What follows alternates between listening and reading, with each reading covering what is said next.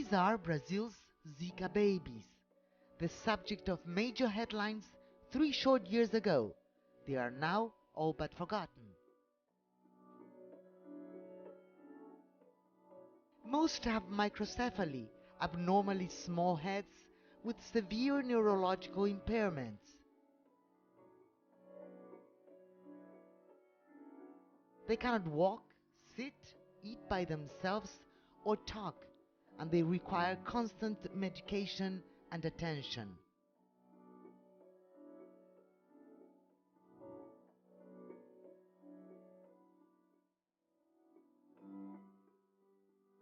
Nobody knows how long they will survive.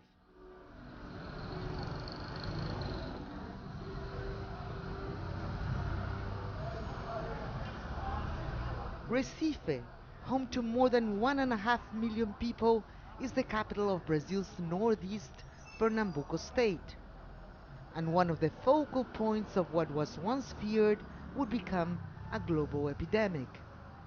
450 Zika babies were born in the state between 2015 and 2016, 15% of the country's just over 3,000 cases. Most of the enormous task of caretaking for these children takes place in small, humble dwellings in the city's poor neighborhoods, by mothers thrust into 24-hour-a-day duty. Minha vida mudou totalmente porque eu trabalhava, né? Eu tive que sair do trabalho para me dedicar a ela. E no começo a terapia era intensas, então assim a gente saía de manhã de casa e só chegava à noite, e isso de segunda a sexta.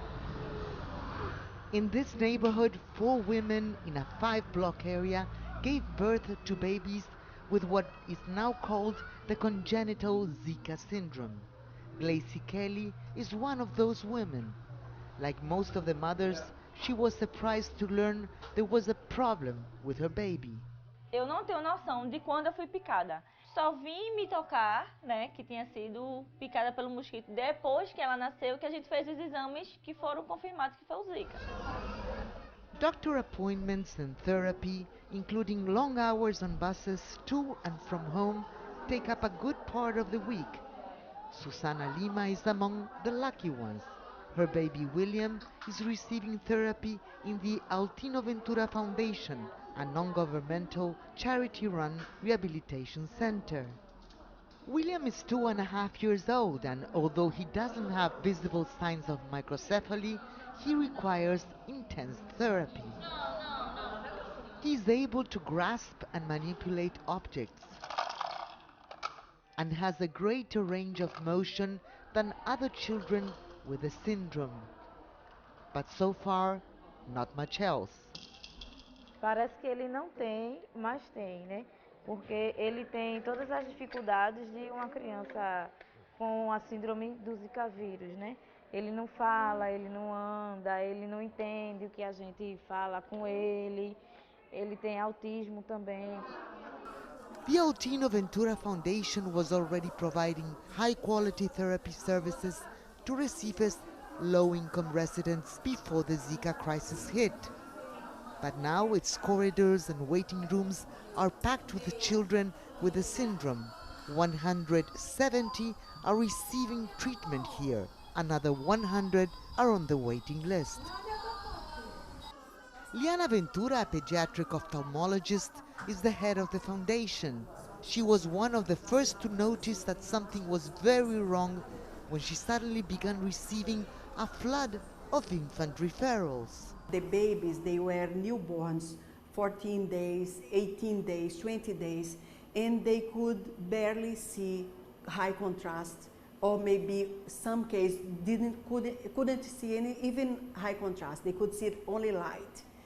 In other cases, they were not interested for anything. They were not looking, and no visual response. The clinic was quickly overrun.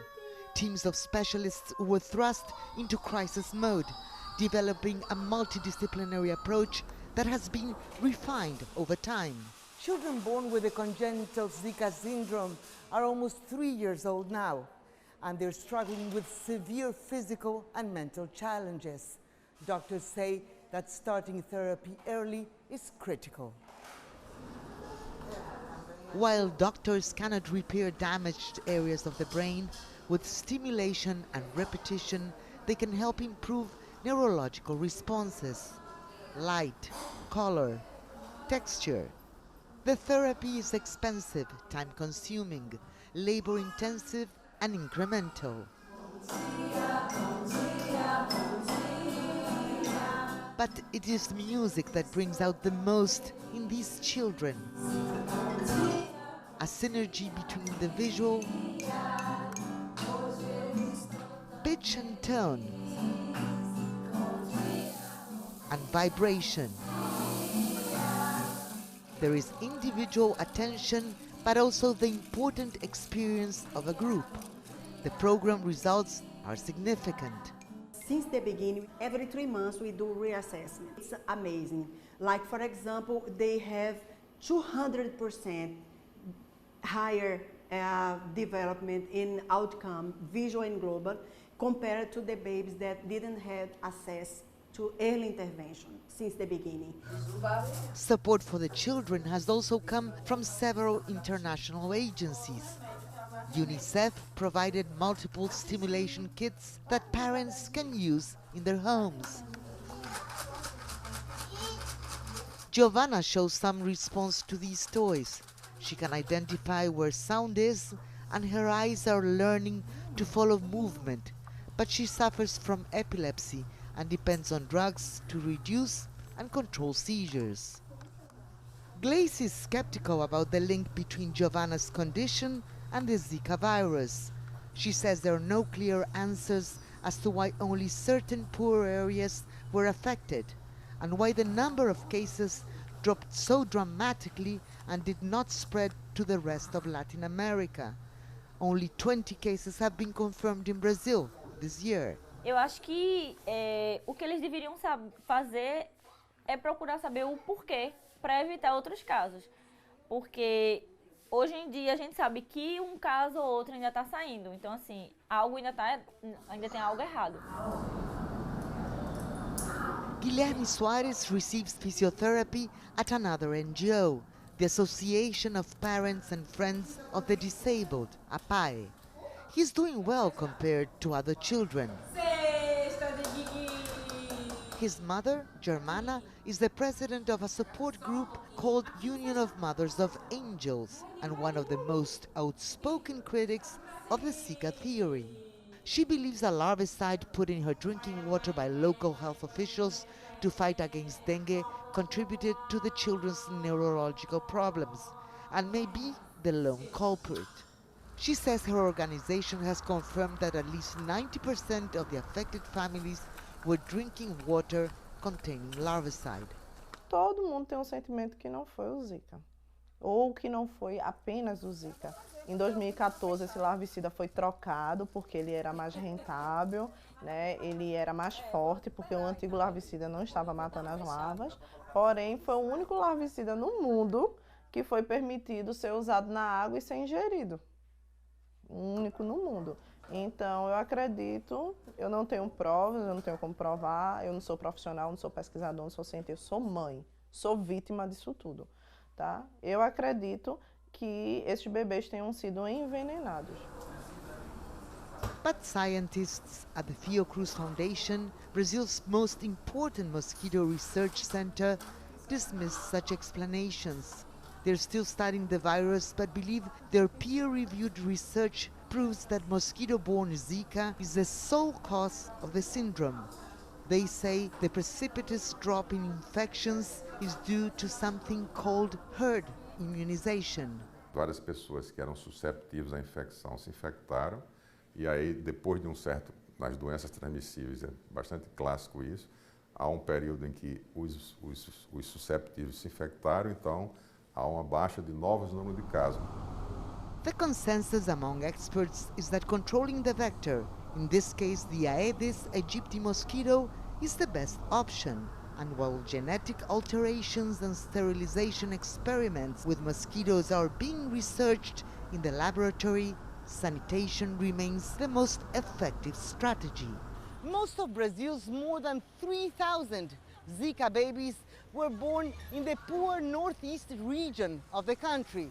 often in neighborhoods like this one, where living conditions are precarious. In Recife, scenes such as this are common. Open sewers, standing water.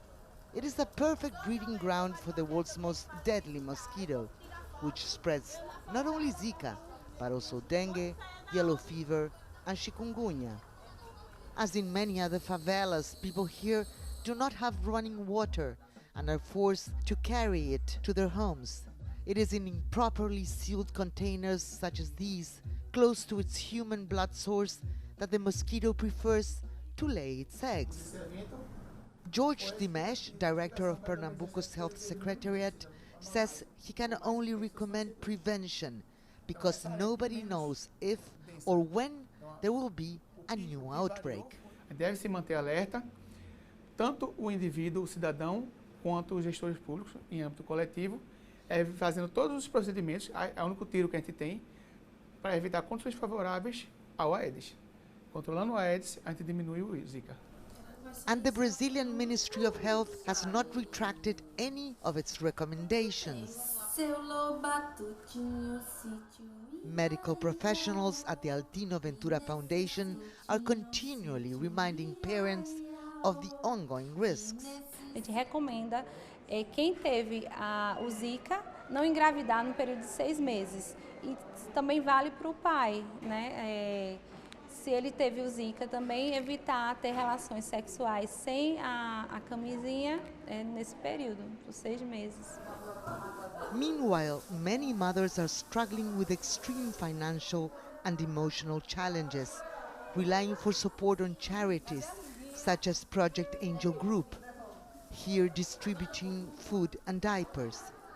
Inabela Tavares is the group's coordinator. She also lobbied so that mothers receive a monthly government subsidy of about $250 to help offset the high costs of raising their children.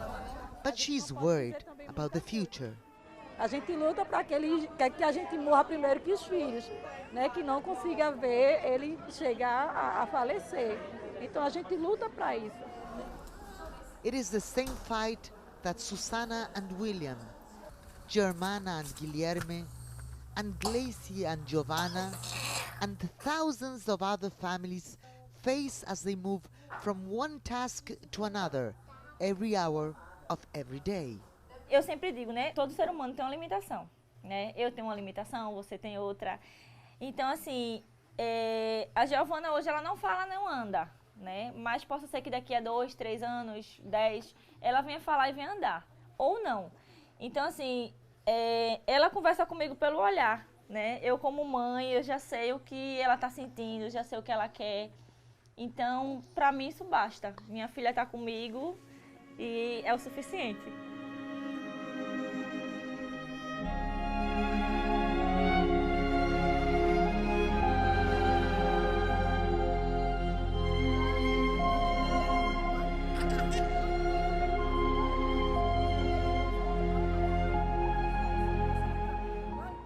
It is the effort in the short term to find the best quality of life, making the most out of adversity that seems to characterize both mother and child.